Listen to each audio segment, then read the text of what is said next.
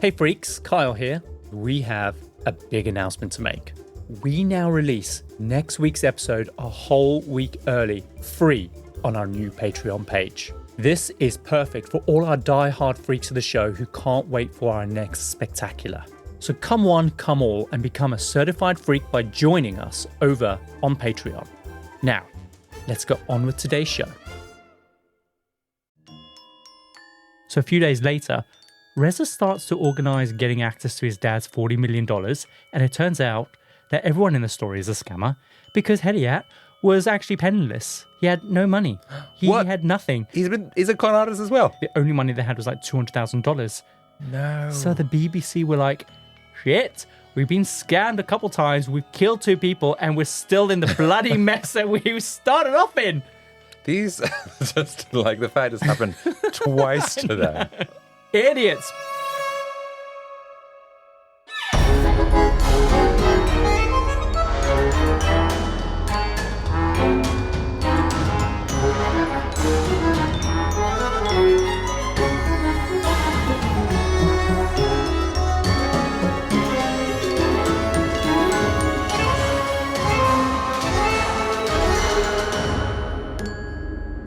Welcome to the Compendium, an assembly of fascinating and intriguing things. We're a weekly variety podcast where each week I tell Adam Cox all about a topic I think he'll find both fascinating and intriguing. We dive into stories pulled from the darker corners of true crime, the annals of your old unread history books, and the who's who of extraordinary people. We give you just enough information to stand your ground at any social gathering. I'm, of course, your ringleader this week, Kyle Risi. And I'm your stilt master sideshow. I'm also here, Adam. I don't think you really need stilts. I mean, what, you're 6'7"? That's what you tell people. No, I don't. Oh, don't you? Men always lie about their height. People do, actually. That's true. Didn't they do like a study where they realised that most men added an extra couple inches to their height? How many inches are you adding? None. What's wrong about your height? I've always said I'm 6'1", and I'm actually I say to people that I'm shorter than I actually am. Because it worked out that I was actually taller. Yeah, actually, when I went to the vitality checkup, they were like, oh, you're 5'10.5". I'm like, what? Yes. You've grown. I've grown 1 inch. I've always thought I was like 5'9.5". Because that half has always been really important to me. Because when you're under 6 foot, every inch is, half an inch is important. Every inch matters. And now I've grown a whole inch. I'm probably at that point now where I'm going to start shrinking in the next decade or so. I think you've started. Shorter. You bitch. How dare you? In today's episode of The Compendium, we're exploring an assembly of ambition, deception, and murder. Adam, I'm not going to ask you whether or not you know what this clue is about, because you don't, because you're an idiot. Just like the boys we are talking about today. Today we're diving into the story of the Billionaire Boys Club, a true tale of a group of very rich, very stupid bros from Los Angeles in the 1980s. And our story centers around the ringleader of the Billionaire Boys Club, a young kid called Joe Hunt who gets a taste of the high life when he lands a scholarship at an elite prep school. And Joe thinks that he is a genius and becomes so blinded by the enormous amount of arrogance and self-belief, becoming convinced that he will go on to do incredible things. But after quitting school, he sets up an investment firm called the Billionaire Boys Club, and he invites all his rich friends to join because he believes that he has discovered the magic formula in trading commodities that will make him and all of his friends even richer than they already are. But Adam, very soon, it all takes a turn for the worst, because it turns out that Joe is in fact a complete idiot. And before he knows it, he is running his business into a massive Ponzi scheme, thinking that the only way out of it is to continue to con more investors out of their money just to keep the business afloat. And very quickly, the tables end up turning on himself when he ends up becoming the victim of a con, leading Joe not to 1, but 2 very poorly executed murders. Hang on. He begins this con, but then he gets conned himself? Yeah. And then that leads to a murder. His murder? No. 2 random people's murders. Well, no, they're not random. They're part of the story. Okay. But he leads to murdering 2 people. Wow. What did he do? How did it all go so wrong? Adam, today I'm going to tell you the story of the rise and the fall of the Billionaire Boys Club, a story so idiotic that it serves as a reminder of how greed and an overinflated sense of self-confidence can lead to catastrophic consequences. This sounds intriguing. The thing is, though, there was a film about this, actually, and it was actually released in 2017 by the same name, and it starred Kevin Spacey, of all people. Oh, okay.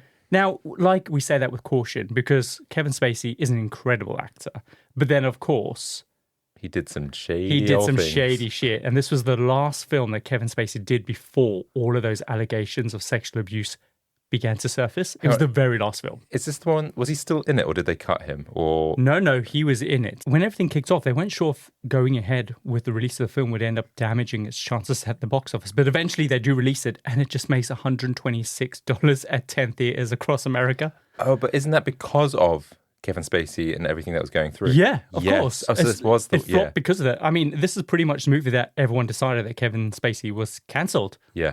It ended up getting like 7% on Rotten Tomatoes, and I think it like won the Razzie for 2019. Even so, it was terrible. And I know, like, when we're getting ready to watch a film, if it's not above 89%, you're like, we're 80. not watching. 80 is your limit. But then sometimes you can get a guilty pleasure around about 50%. It's a bit like it's on the like cusp of being bad or good. I want to watch this film. Okay. It's got 7%. I don't want to watch this film.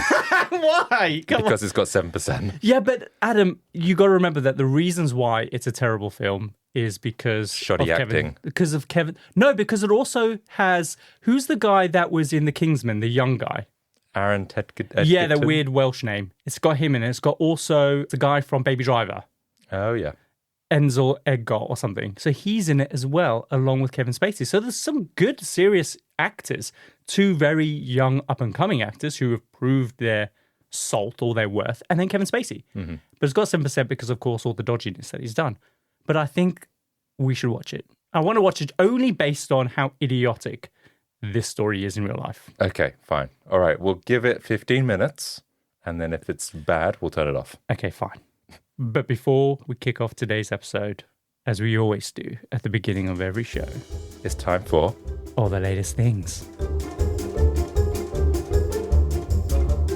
Step right up and welcome to this week's All the Latest Things, where we unveil the fascinating, the extraordinary, and the downright loopy stories, strange facts, and intriguing tidbits from the past week. Adam, what's your headline act today? So this week, I stumbled across a study which was done a couple of years ago by the Lund University, which I think... Lund sounds German. I think it might have been Swedish. Oh, probably. Yeah. So they did a online survey questionnaire. I think it was through Facebook, which I don't know if this is the most reliable way to get data. But anyway, I think they studied around about 260 people. And this study was designed to understand personality traits, but also overlay that with beliefs about astrology. I'm not going to give you my opinion. Okay. But I also agree with the study. Oh, no. But apparently during the study, what they found is that people that believed in astrology were more likely to be narcissistic and stupid. Oh, God. Stupid, narcissistic people. What a combination. I know, which I feel like is a little bit harsh. But, That sounds very harsh. but what they said is that, yeah, people that tended to believe in the powers of astrology tended to score higher than average on narcissistic measurements and also did poorly on the IQ test. And so they've come to this sort of rationale reason that that's, therefore, if you believe in astrology, you're kind of stupid.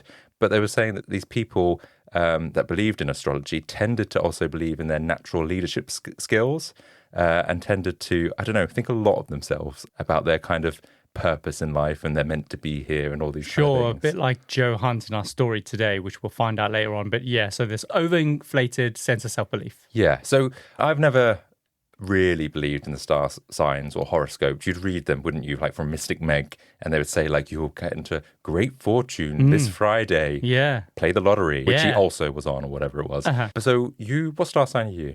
I'm a Virgo. Okay, so what are the characteristics of a Virgo? So we are creative. We're classic water sign. And we're caring, considerate. All the things I'm classically not. Well, this was where I was looking at yours because it was saying that you're a perfectionist, which I think you are when you want to be. You're solution orientated, maybe. You're sensitive and emotional. No, I didn't agree with that one. Oh, God. You're a doer, again, when you want to be. Oh, God. You always look cool when you want to be. Oh, God, Adam. Is modest. I would say I'm quite modest. I think you're fairly modest, actually. Is organised. When I want to be.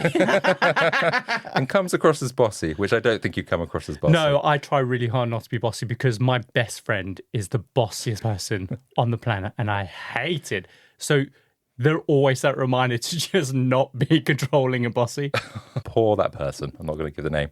So yeah, didn't really buy yours, but then I did read mine again because I find it interesting. Here we go. Hang on. Adam, you love to be told about yourself. You love it. Someone once said to you, what do you think of Jesus or something? And you paused, you contemplated, and you went, I don't think I'm Jesus.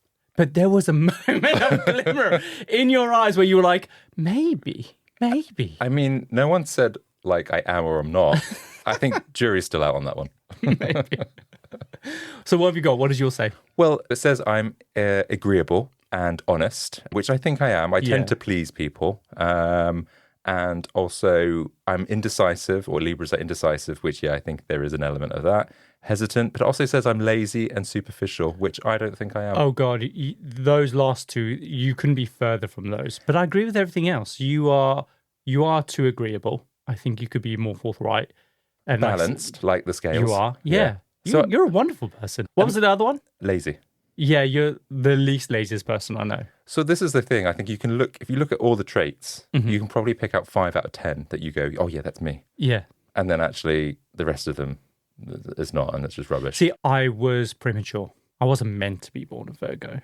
So I'm in between. So what should you have been? I think I was supposed to be a Libra, like you. But you're not balanced. No, I'm You're one unhinged. extreme. I am one extreme to the other. Everything is on one side of the scale. Or the other. So, so there we go. If you believe in astrology, then apparently the study thinks you're done. But I don't. This study does. I think, do you know what? It's a rite of passage for you to be into astrology, especially if you're curious, right? People are looking for answers in the world.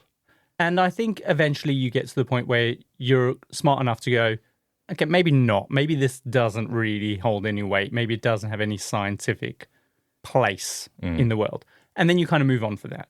But I think everyone needs to, at some point, dabble in it. Do you remember like teletext and you look on your horoscopes? I don't know. It's quite an old thing. Do they have it now still, but in a different way? I think it's called the internet. Okay.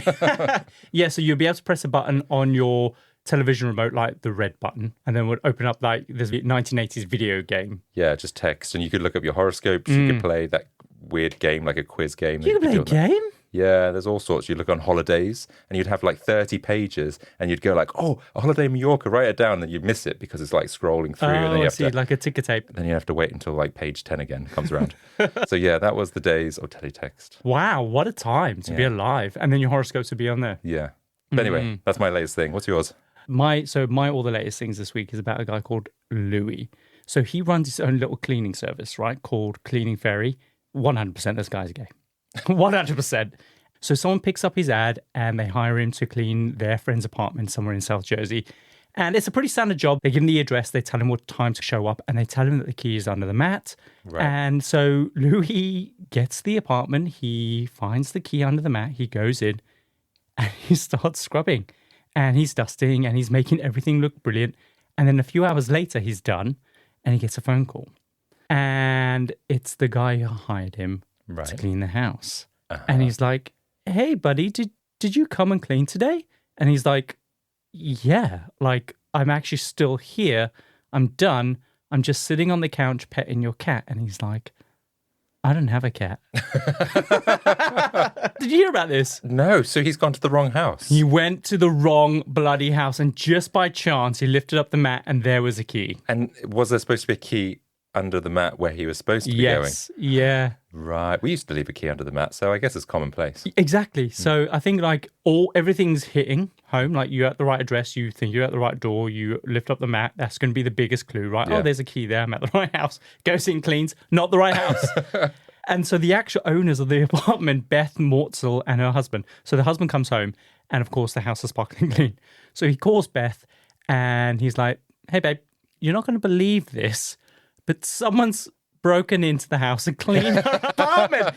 And what I love about the story is that rather than believe the most logical, plausible scenario here that his wife may have cleaned the apartment, his immediate thought is going, someone's broken into the house and cleaned the... That's what you would do with me because I'm lazy. Like, don't worry. Yeah. They've cleaned. They haven't stolen anything. I guess they obviously, probably the actual thing that happened is he left a note saying, I'm really sorry, I came to your house, I cleaned, and then he's got... Put the key back. Yeah. I've also fed your cat, and I've taken out your bins. Exactly. How funny. And he didn't rob them. Yeah. I would totally rob the fuck out of that apartment if I'd come in and gone, oh, clean the wrong apartment. Oh, I've just wasted a whole day. I'll be taking this heirloom, and I'll be taking that heirloom. Once they've got CCTV in their house. Oh, yeah. Can't really do that. No, you can't. And what if you didn't know they had CCTV and then you were doing weird stuff? It's a good thing that you're not a cleaner. I would not trust you to clean. I would love Lois, our cleaner, to write a memoir. Diary of a maid. All the things that she's seen. God knows what she must tell people about us, because she tells me everything. I hope none of her clients listen to this. But yeah, that's all my latest things for this week. Cool. So Adam, the story of the Billionaire Boys Club starts with a kid named Joseph Henry Gamsky. Now, Joe comes from a lower middle class family. He's not exactly rolling in dough, but his brains and his ambition land him a scholarship at Harvard Boys High, which is the super snooty prep school in LA. And it's kind of like the school where all the rich, famous kids went, kind of like that precursor school guaranteed to land you a place at like an Ivy League kind of university. The only thing that comes to mind is that school that Rory goes to from the Gilmore Girls, that prep school, because you know, like, it's a really good high school and it's going to get her ready to go to Harvard, and it's going to be a walk in the park because she comes from like one of the best schools around. Do you know what I mean? You're speaking to me as if I watch the Gilmore Girls. You do not watch. Listen, you've been in the room a dozen times while I watched that show. It's time you start picking it up. It's the time where I learned how to fall asleep with my eyes open. Oh, God. Anyway, so it's one of those schools. And it's here that Joe ends up getting a taste for the high life. Remember, he doesn't come from a very rich background. He's kind of lower middle class. So he's rubbing shoulders with all these privileged, out-of-touch rich kids. And so he becomes determined that he is going to make his fortune and solidify his place amongst them. He wants to be one of them, right? He likes the respect that comes with being a rich white kid. So at university, Joe ends up doing 3 semesters of some random finance degree, which when he figures he already knows everything that he needs to know, he decides that he's just going to drop out. Joe heads to Chicago and he starts trading commodities. Do you know what a commodity is? No. Is that gold? Okay. Yeah, something tangible like corn or onions or Hang gold. on. Corn, onions, or gold. They're not 3 things you put in your shopping basket at Tesco. Yeah, but no, I didn't say he went shopping at Tesco's, Adam. I said he went trading commodities. Well, because you went for like groceries and gold, the two don't really go together. They're a thing that you can trade like coffee. That's a commodity, right? Like Forex, foreign exchange trading? Yeah, I don't know what that is. Okay. Anyway, he's trading commodities, basically. But not surprisingly, he is terrible at it. And in the end, he ends up losing a ton of money because he's doing like really shady things with client deposits. Basically, he's borrowing his clients' money and starts to carry out various trades on his own and then keeping the money. So he's been very dodgy. He's not allowed to do that. You can't misappropriate clients' money. Eventually, all of this catches up with him and he ends up getting suspended from trading for 10 years. So with his tail between his legs, Joe just heads back to LA. But he isn't one to stay down for very long because he starts looking for his next venture and he figures he can take advantage of the direct connection that he has with all his rich kid friends from his high school days. And so he sets up this company called the BBC, which stands for... Not the British Broadcasting Corporation. No, it's not. That's the first thing I thought. This actually stands for the Bombay Bicycle Club Consolidated. And it was actually inspired by a restaurant they really liked in Chicago. It's basically a bar where you can go and you can play like 80s video games and things like that. So really popular. It's like one of those retro kind of arcade games, but imagine a bar. Yeah, got you. Loser kind of nerdy kids. Okay. But it's very nice, apparently. He also changes his name from Joseph Gamsby to Joe Hunt. Because he wants to kind of distance himself from his shady past. But also he feels that it's a more powerful name. It's a bit like when Homer changed his name. What, to Max Power? Max Power, yeah. Your name says a lot, right? Yeah, I remember when a guy asked him, it's like, where'd you get your name from? Or whatever. Where does it come from? He went like, hairdryer. And it wasn't even the brand. It was just like a top setting. Yeah. That went completely over my head. I didn't realize that's where the name came from. Yeah. Brilliant. So he changes his name to Joe Hunt, where he pulls together all the leftover shady money that he had from his commodity trading days. He buys an expensive car, he buys some fancy clothes, and he buys a brand new watch. He wants to look the part, essentially. And then one by one, he tracks down all of his old high school buddies and he spins them this wild story of how he is such a genius that he managed to graduate from university in just 1 year. He didn't. He dropped out. Everyone's going to know that's a lie, right? Well, they believe it. Really? But yeah, he tells them how he made it big as a commodities trader. Because the thing is, though, he did go off and work in commodities. We just left out the bit where He graduated. he graduated or he got sacked for misappropriating funds, right? So he tells them how he's made it big as a commodities trader and he's devised this unbelievable formula for trading and making a ton of money. And his buddies are like, wow, Joe's like a high flyer now, man. And once they are all sufficiently impressed with how successful he's become, he's like, oh, by the way, I'm actually hiring. Do you want a job?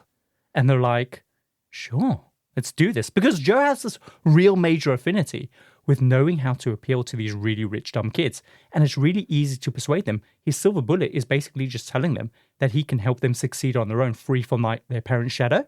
All we need is a bit of your parents' money, and then we'll get you going. That's exactly what happens.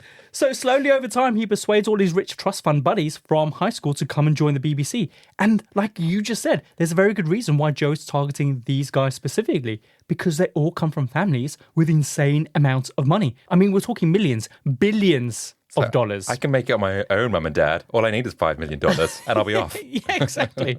So like Joe knew that he would have a tough time convincing like just a regular investor to invest money with the BBC. But by using the already established connections that he had with his team's families, he could raise easy capital from them. So he's clever. Like, why would he slog from the bottom when he can just use his rich mates to get there faster? So he's given them all the spiel. So it's real easy.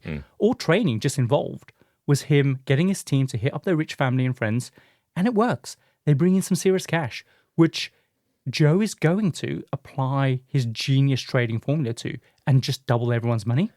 So the culture at the BBC is exactly what you would expect from the Wolf of Wall Street. So they're doing cocaine off of Oh my God. people. 100%.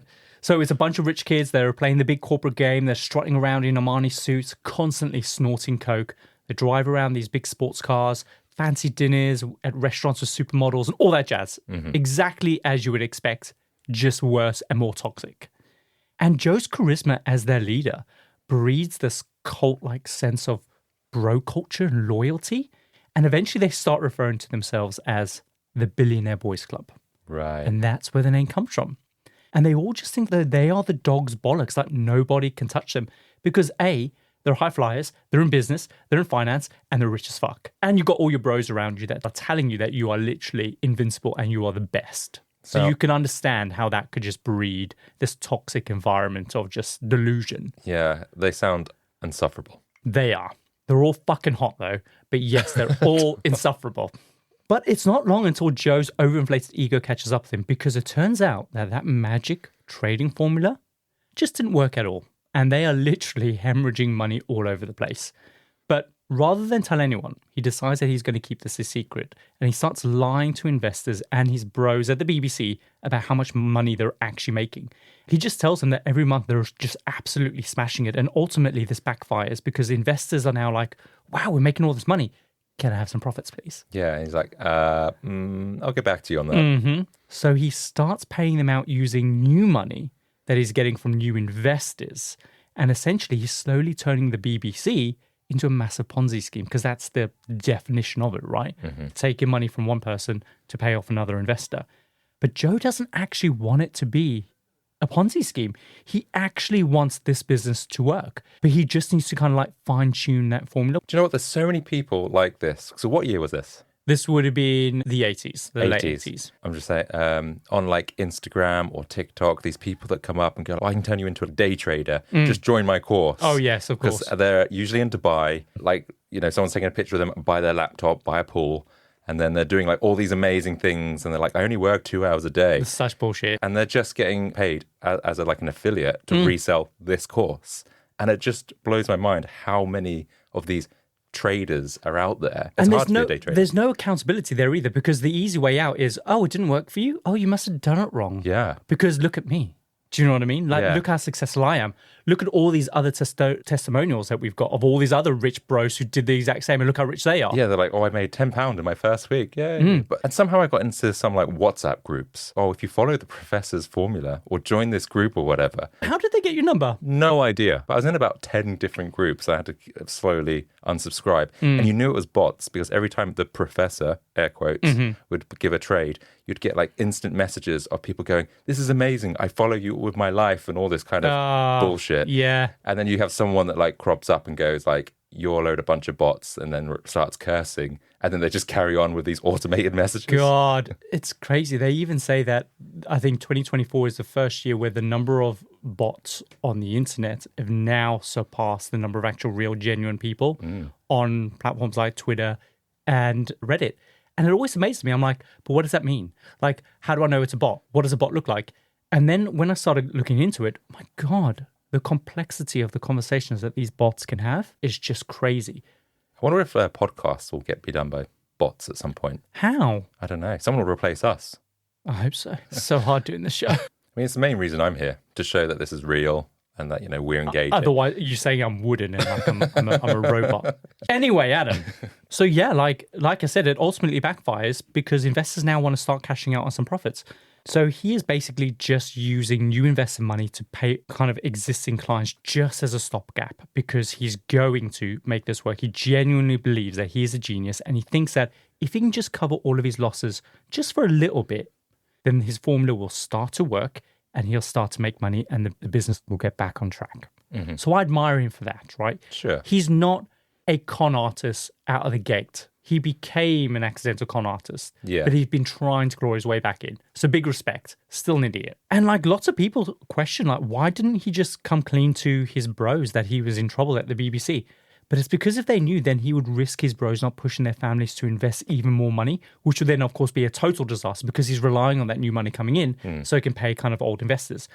He also has to continue paying out exorbitant commission checks just to keep up appearances. Really? So all his bros are still making a ton of money and he knows that he's paying their commission checks out of their money. Their own money. He's just basically paying them back. Essentially. Joe also knows that he can't keep it a secret for very long, so he starts looking for a solution, which he finds when he meets a very rich guy called Ron Levin at a party that he ends up going to. And this is Kevin Spacey's character in the movie I was telling you about in the beginning. Got you.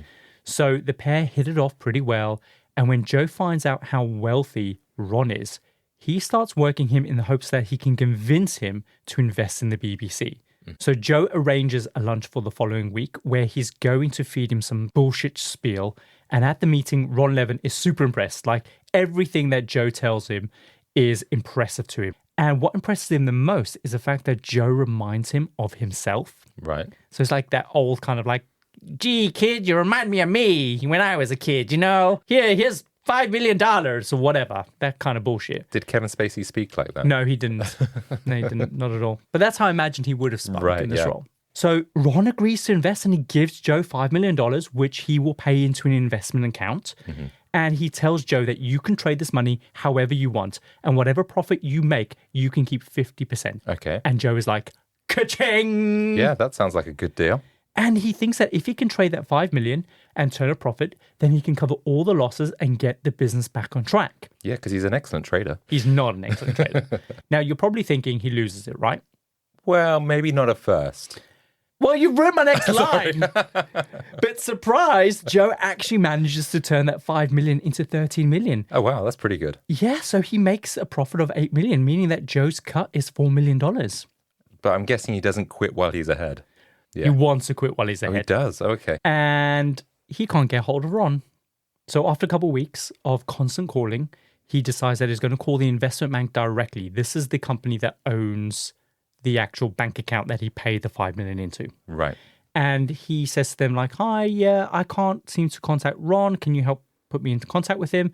And after a bit of back and forth, the bank exec goes, oh, by the way, how's the documentary going? And Joe's like, excuse me? And the exec is like, the documentary that you're making with all those fake trades. It sounds fascinating. And Joe is internally screaming. But he plays it cool.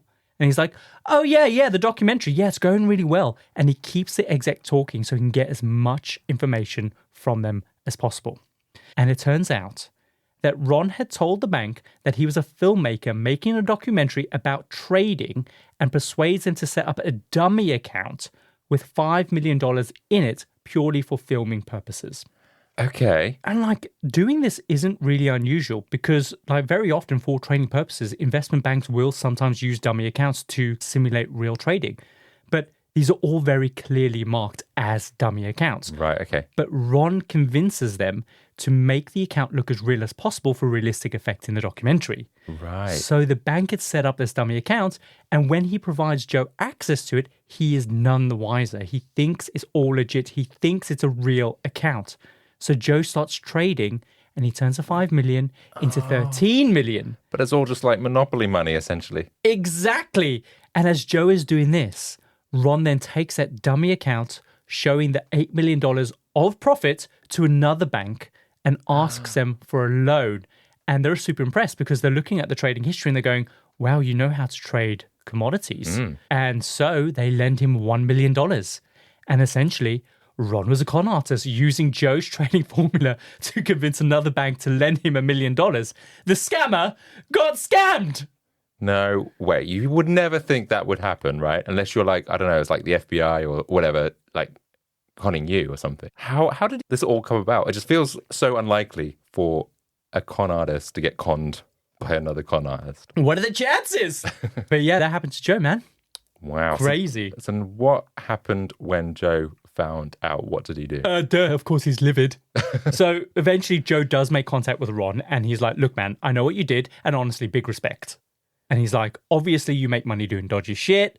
So let's talk about doing some dodgy shit together. And so Ron is persuaded and he invites Joe over for dinner. Okay. But Joe isn't going to get scammed again. Joe's not going over to chat.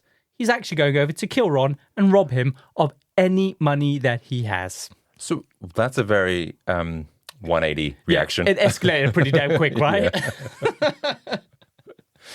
So when Joe arrives, he is amazed by the size of Ron's house and clearly he has some serious cash. So tonight is going to be a big payday for him. While the two are having dinner, a mafia thug suddenly turns up and is demanding to see Joe.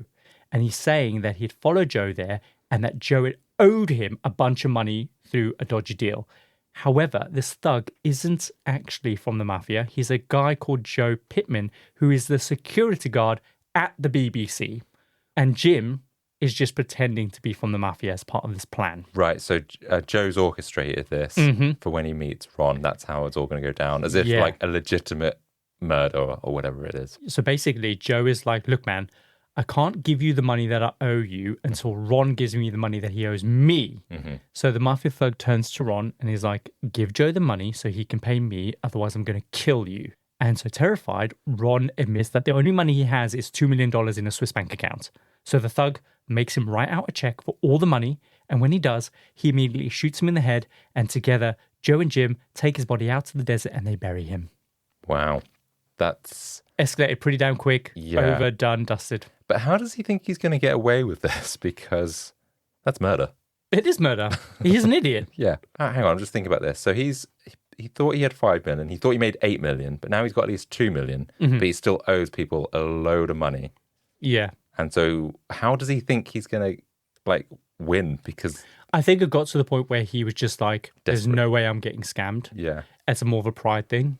Right. Okay. So he's like, I'm going to kill him. But he's obviously probably still short. Like, it's still not the 4 million that he wanted, but it's 2 million. Yeah. But is it? Because what Jim and Joe are forgetting is that Ron was a scammer and that holding a gun to his head didn't change that. Turns out that the $2 million check that Ron wrote him bounces because there was only $230 in that account and Ron was actually broke. According to the police, at the time of his murder, his parents were paying his rent. Wow. I mean, yeah, you probably shouldn't trust a con artist. Ever. Absolutely. At least don't kill him until the check clears, if anything. So Joe is now well and truly screwed. So he decides the best thing to do is to just come clean to all the guys at the BBC.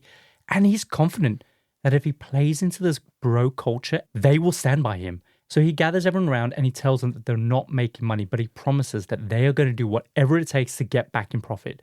And they all kind of have no choice but to kind of rally around him, because the alternative is to admit to their families that they've lost all their money. So they have to egg themselves on. And this ends up turning into this display of kind of bro sticking together, chest thumping, gorilla grunts, and and all that kind of nonsense that you would expect from one of those scenes in Wolf of Wall Street. But has he been like 100% honest with them? Or he's just like, oh, things haven't quite worked out as Yes, exactly. So he now has to have another meeting. Right. And so Joe arranges this other meeting with all the upper members of the BBC. And then he tells him all the details about Ron, the fake 30 million, and how Jim and Joe ended up killing him. They stole his money, which ended up being a dodgy check. Why would you tell people that? I guess he needs help getting out of this mess, right? And after they hear this, they are more concerned that an old dude tried to scam Joe rather than him murdering someone and burying him out in the desert. They all just agree to band together and do whatever it takes to get the company out of this mess. So it's a real toxic kind of bro banding together camaraderie culture that they've got going on here. And just like before, they're all like, we've got you, bro. Let's get strippers and snort some coke off some titties. And then they just party and they're pounding the air and just like it's mass hysteria. And it's just weird. Did you make that up? No, that's what happened. So despite everyone promising to do whatever it takes to get out of this mess, there are two guys in the room who are quietly giving each other the side eye. They're like, the fuck is happening? So these two are brothers. They're like the richest boys of the BBC. Their families are like multi-billionaires who own like a bunch of department stores across the USA. So they leave the meeting and immediately they run to the nearest police station. They call their family lawyers and they're like, we're caught up in a lot of weird shit. Mum, Dad, help. Yeah. Not so big now, are we? So they tell the police everything that they've just heard. And when they hear the name Ron Levin, the police are like, what's Ron got himself into now? Because The desert. Well, they don't know that. They kind of like start half-assedly looking into him. But it's tricky because A, there's no body. Mm-hmm. These guys don't come across that credible. They seem very young and they just think they're talking a lot of crap. Meanwhile, back at the BBC, a couple of days later, one of the members of the BBC, a guy called Reza, is like, Joe, listen, I'm so glad like you told us what was going on. It really shows how much you trust us. And I have a solution how we can fix this. So he tells him that his dad, Hedayat, is worth $40 million, but he also hates him. So he suggests that they kidnap his dad, make him hand over his $40 million in kind of net worth over to his son. They kill him together and then they split the money. He's willing to kill his dad. Mm-hmm. Yeah, so his dad is like this kind of like Iranian official who kind of escaped from Iran and he's got like a load of money, but they don't have a very good relationship. But he's more like bros before like family. So they're willing to kill his dad and split the costs. And all the guys are like, yeah, great idea. So they decide to kill Reza's dad. But remember, I can't stress enough, these guys are idiots. Yeah, I mean, they haven't really done anything right so far. No. So they kidnap Reza's dad from his apartment. They bundle him into the trunk of their car. They punch a bunch of holes in the trunk so that he can breathe. And then they start driving out to the desert. But along the way, Hedayat won't stop screaming. And so they're worried that someone will hear his screams in the trunk. So they pull over and they tape up the holes and they keep driving. And when they get to the desert location, he's suffocated and died. Okay. Let's just track back a little bit. Could they have not just taped his mouth shut? Or is that still too loud? I didn't think of that. But they thought, rather than doing that, we'll just tape the holes. I guess because they didn't want to open up the boot, because maybe they didn't tie him up. So if they open up the boot, then he might leg it. So the easiest thing would to Why did they tie him up? They should have done. I guess and gag him. Yeah. Not that I've done this before, by the way. But hang on. A, you have done it. You've done it to me. Yeah, these guys are dumb. So they're gone like, great, let's get the money out of him. They open up the trunk and he's now dead. He's dead. Now, they were going to kill him anyway, but this isn't ideal because they needed him to transfer over all his assets to Reza before they killed him. What dumb pieces of shit. Idiots!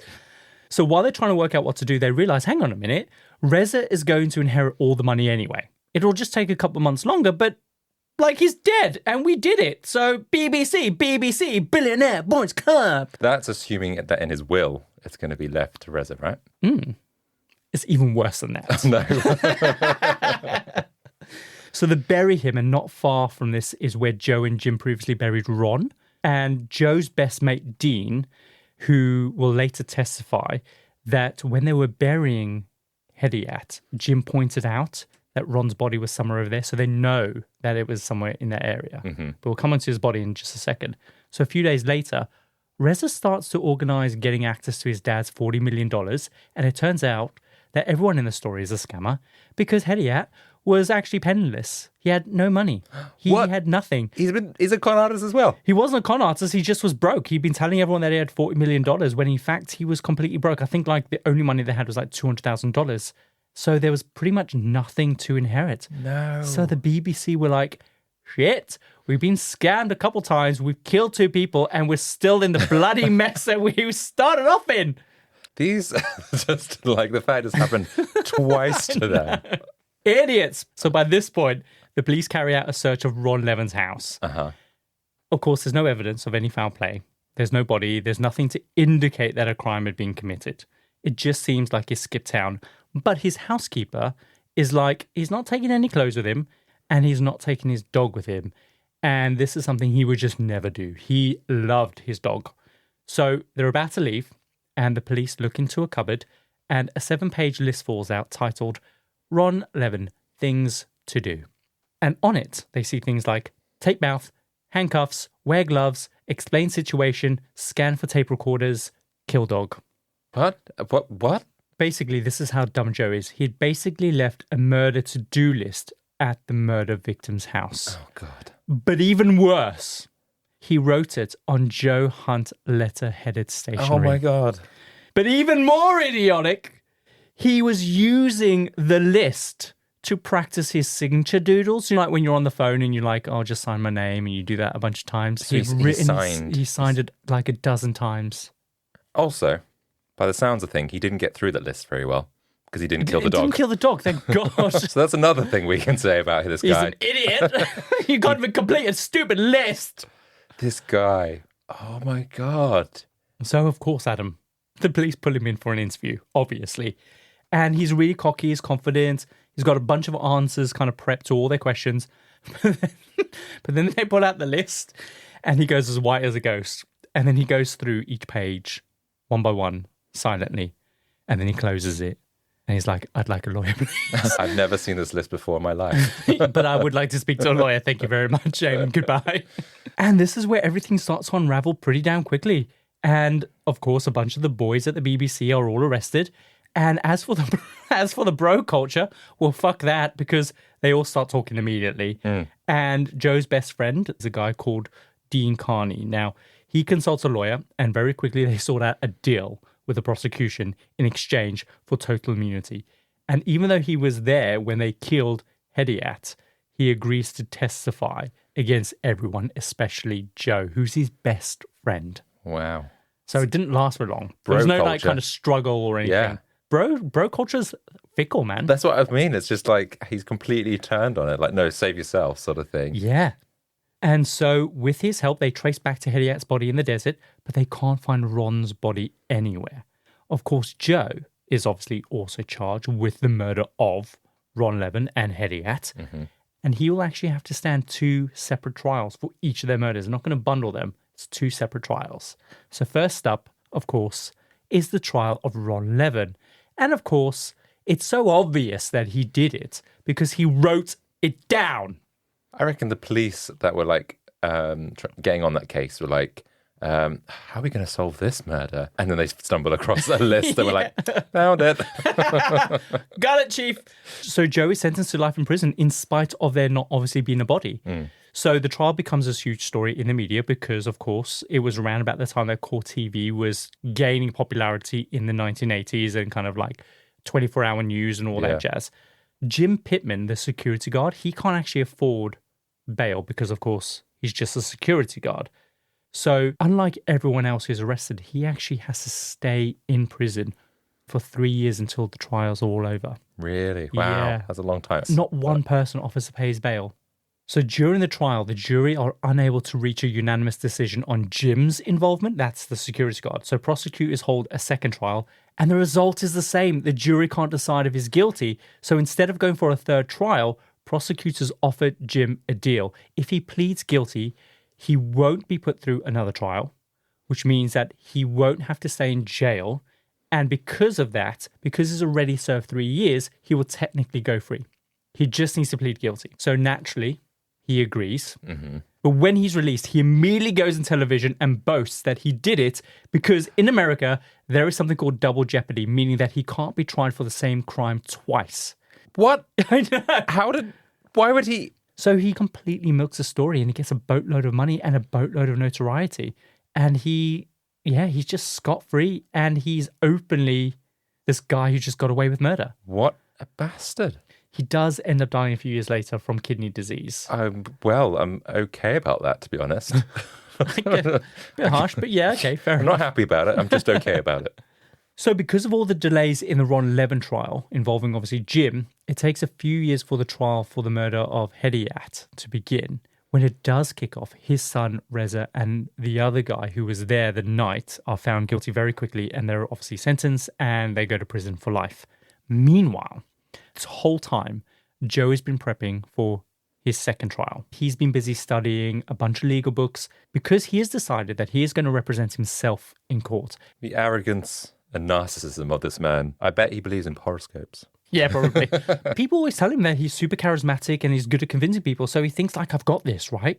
So we have to give him his dues because he's actually very good.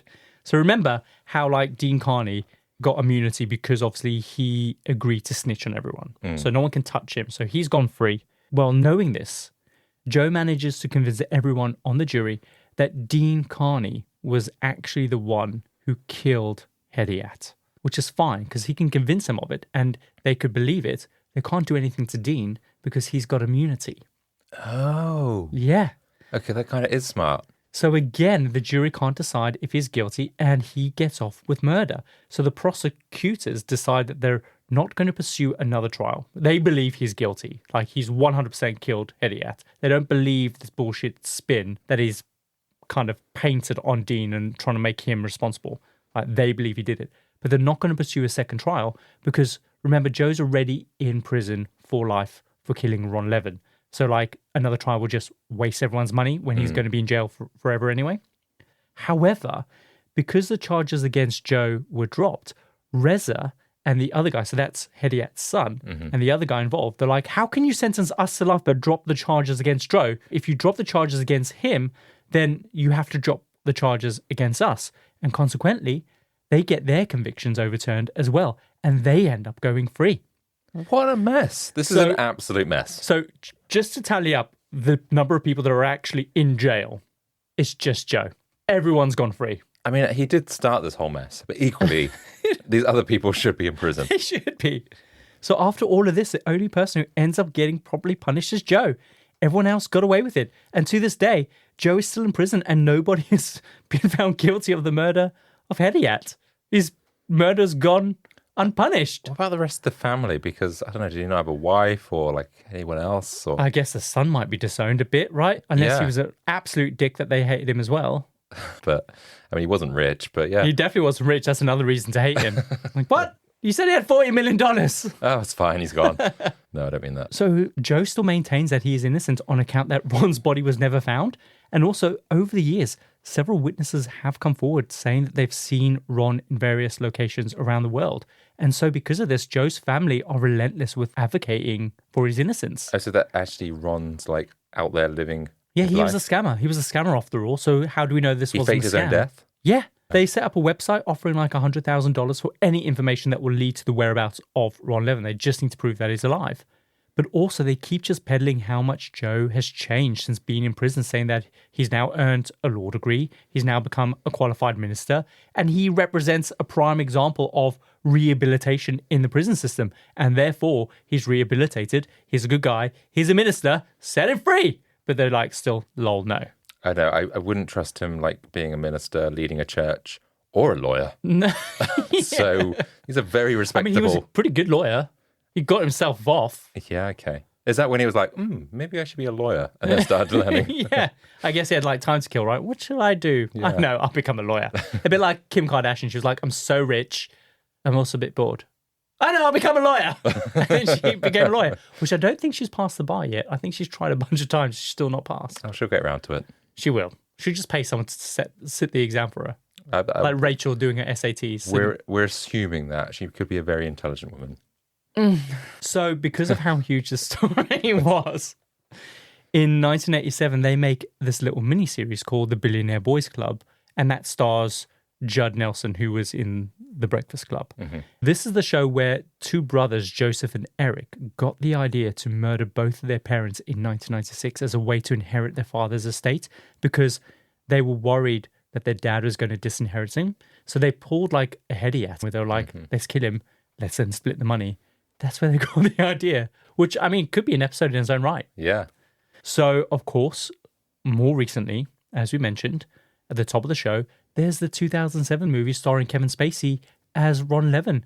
But also, it's got Ansel Elgort as Joe, and I think the other guy from The Kingsman, he Taron plays Egerton. Dean Karny, who, of course, was Joe's best friend. And I want to watch it. Really want to watch it. Yeah, sounds interesting. Almost doesn't sound like this is a true story, but it is. It's bizarre. It makes a brilliant movie. Oh, yeah, for You sure. just know it. But there's also a great little podcast by a little woman that we know. A little woman. She's not so little. She might be little. It's Marsha Clark. She was the prosecuting lawyer from OJ. Oh, yes. The Now I know curly who you hair, mean. People Yeah. versus OJ. So she has a podcast where she goes into the story and she's actually really good. Oh. She sounds just really like a professor. Well, she's a lawyer, so she's probably Yeah, very okay, good. okay. So she's probably good. She's probably good at this. She's no Kyle and Adam, you know, No.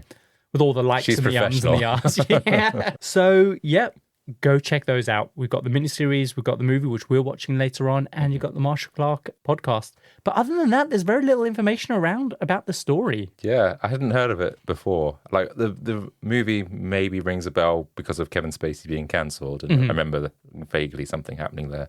But yeah, what a wild story. Of idiotic boys. Yeah, And Adam, that is the story of Joe Hunt and the Billionaire Boys Club. good one. So if you enjoyed today's scammer story on con artists, there are a couple other episodes in our back catalogue that you might want to revisit. Which ones, Kyle? Are you going to tell us? I was going to ask you, can any come to mind? No, I don't remember anything that we do. Oh my No, God. joking. It doesn't say Cassie Chadwick, Anna Delvey, Elizabeth Holmes. Yeah, there's quite a few. Rudy Kiruwani. Uh-huh. Yeah, all great. So Rudy Kiruwani, episode 47, the man who duped the elite with fake fine wines. He was running a bloody wine-making factory in his bloody mansion with his old mum, baking the wine, essentially, or cooking the wine. Brilliant podcast episode. Then we've got Anna Delvey, from Rags to Riches to Rikers. If you'd like a good scammer story, go check that one out. But probably everyone in the world has listened to that one already. It's so famous. It's probably one of our most successful episodes that we've released. Cassie Chadwick, the queen of the con, and then Elizabeth Holmes, another con artist as well. Yeah. What episode was that? I don't think that's released yet. It has. By the time this goes out, it's It'll released. definitely be released. Oh, it's that noise again. It means it's time to hear from my listeners, Adam. You may have noticed there was a new link appearing in our show notes to send a message into the show, and we've had a few great messages from your listeners. But actually, Adam, this one's an attack on you. Hang on a minute. Let's see what they say first. So, this one comes from VB Steve A. Now, he has a bone to pick with you, and this is your chance to clear your name. Okay. Because in the Village People episode, you said that Aussies are 10 years behind everyone else, and this seems to have rubbed some of our Australian listeners up in the wrong way. So we were actually talking about Can't Stop the Music, that weird, stupid musical number that was created by Alan Carr about the Village People's origins, and apparently did like really well in Australia but flops everywhere else. And you said it's probably because Australia is like 10 years behind. So they thought it was cool when the rest of the world didn't, because Australia were living in the past. Got you. So what did you actually mean? Well, I'm sure there was a point in time, maybe before the internet, or at least, where there was things would take longer to travel across to Australia. So they were always a little bit behind on certain things, especially when it comes to like even the internet and sort of the way that we do things, I think, in Europe. But I don't know. I'm just here with a woo-woo. So what am I supposed? What do I know? I don't think you've justified anything. You just spouted a lot of shit. You still dogged on Australia. It doesn't matter if they're 10 years behind. No, this was a point in time. I'm not saying that as like behind as much now, but there was a point in time where they were a bit behind the UK and America in terms of like fashions and things going with that. I'm sure I've heard this before. If not, I'm wrong.